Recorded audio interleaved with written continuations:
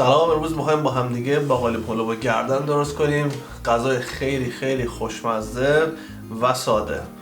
مزه‌ش هم اگه دوست دارین که شبیه مزه رستورانی بشه، حالا تو فیلم بهتون نشون میدم، توی برنجتون باید یکم دارچین و یکم پودر گل سرخ بزنین. درست کردن گردن هم خیلی ساده است، هیچ مواد اضافه‌ای نمیخواد. بریم که بهتون نشون بدم چجوری درست میکنیم. خب مواد اولیه برای درست کردن باقالی پلو با گردن. گوشت گردن لازم دارین، اینو بدین قصابتون به ضخامت 2 سانتی و نیم براتون با اره ببره. روغن لازم داریم و پیاز، یکم زردچوبه، نمک و فلفل و یکم هم زعفرون. برای درست کردن برنج لازم داریم، روغن حیوانی، اگه نداشتین میتونید از کره استفاده کنین. شیبید لازم داریم، باقالی، یکم پودر گل سرخ، دارچین و زعفرون که استفاده میکنیم برای برنج روی لیوان بریزین، با یکم یخ همینطوری یواش یواش همش بزنین تا اینکه یخ کامل آب بشه. بعد اونو میریزیم روی برنج. حالا بعدا بهتون نشون میدم. بریم که نشون بدم چجوری درستش کنیم. پیاز رو باید ریز خورد کنیم. شیویدم یا با چاقو یا با دستگاه غذاساز ریز خوردش کنیم. خب درست کردن گردن خیلی ساده است. اولین کاری که باید بکنیم اینه که قابلمه رو بذاریم روی گاز، زیرش روشن کنیم و بذاریم کامل داغ بشه. داغ که شد روغن رو بهش اضافه میکنیم و پیاز توش تفت میدیم. پیازمون که یکم نرم شد زردچوبه رو بهش اضافه میکنیم.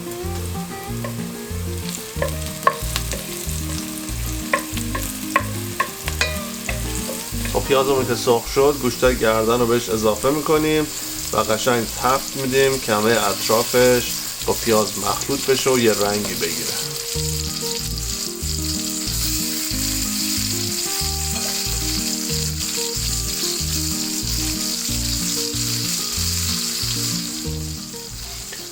خب گوشت گردن که خوب تفت خوردن، نمک و فلفل و زعفرون رو بهش اضافه میکنیم، یکم دیگه هم میزنیم، بعد بهش آب جوش اضافه میکنیم.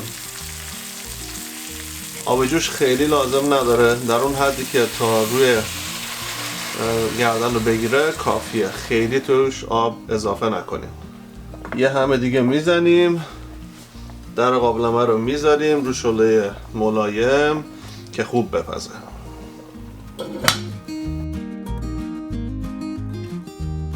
برای درست کردن باقالی پلو یه قابلمه بذارین روی گاز، توش آب بریزین و بذارین که جوش بیاد. برنجم باید 1-2 بار با آب سرد بشوریم. آب که جوش اومد برنج شسته شده رو میریزیم توی قابلمه. بعدم نمک رو بهش اضافه میکنیم.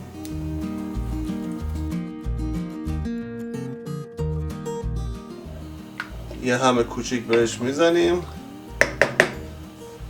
و بعد یکم روغن مایه. تا برنجمون داره میپزه و موقع آب کشش بشه، باقالیامون رو میریزیم توی کاسه، توش آب جوش میریزیم و میذاریم با همون آب جوش یکم پخته بشه. لازم نیست که کاملا پخته بشه، همین که بوی خامیش از بین بره برامون کافیه. یکم بهش نمک اضافه میکنیم.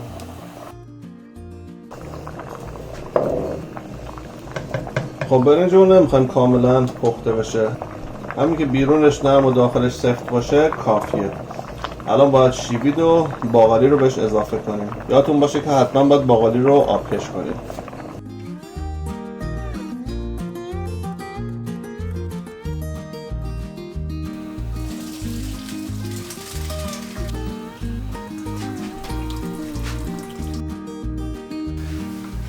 برای درست کردن تهدیگ، اگه بخواین تهدیگ نون بذارین، یکم آب و روغن به ته قابلمه اضافه میکنین، یکم بهش زردچوبه، زعفرون و دارچین اضافه میکنین، خیلی کم.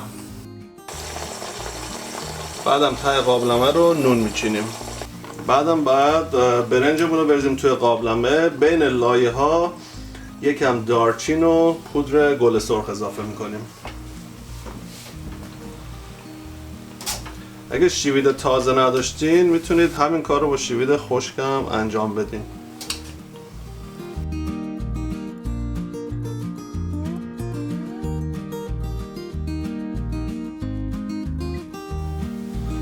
برنج که ریختیم توی قابلمه یک کم از روغن حیوانی یا کره بهش اضافه میکنیم، بعدم درش رو میذاریم و میذاریم که برنجمون خوب دم بکشه. یه 10 دقیقه که مونده بود برنجتون آماده بشه، یکم دیگه روغن حیوانی یا کره و زعفرون رو بهش اضافه کنیم. عجب بویی.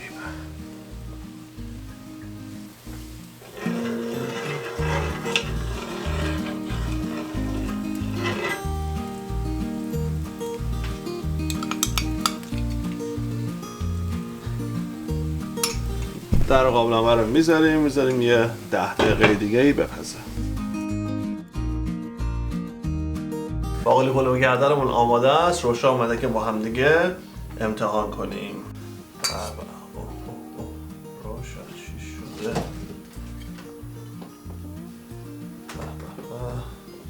بیایم ما تو تعدیق هم میخواه؟ مایکش گردنش چی شد؟ گردنم میخواه؟ اینجا رو به نرم، یعنی از این نرمتر نداریم. من میزم. باش. عالی. خب اول چی؟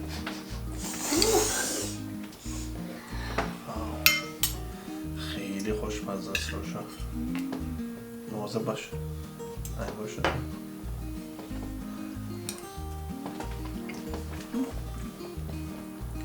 عجب نرمه. واو.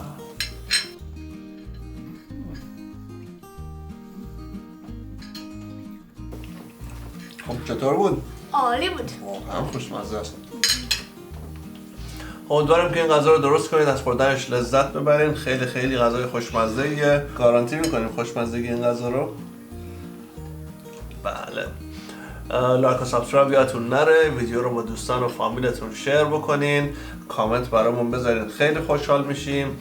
این دکمه زنگوله این پایین هم اگه بزنین ویدیو جدیدمون رو سریع میبینین. تا هفته بعد خداحافظ. پیس.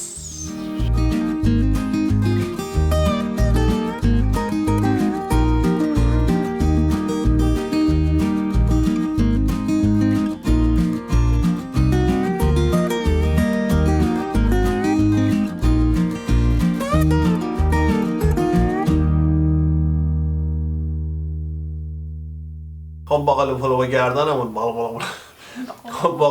گردنمون آماده است. اومدیم با روشا امتحان کنیم. یک بوی میده آدم میخواد همه‌شو بخوره، مگه نه؟ باقالی پلو گردنمون آماده. فردا باید کوبیده بگیریم. فردا کوبیده بگیریم. آور دوستش داره کوبیده درست. حالا میشه وسط فیلم حالا فردا کوبیده درست میکنم. روز فیلم ها بگیریم.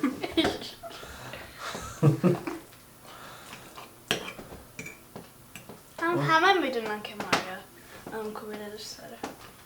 همه. به چه نرمه. چه چربه.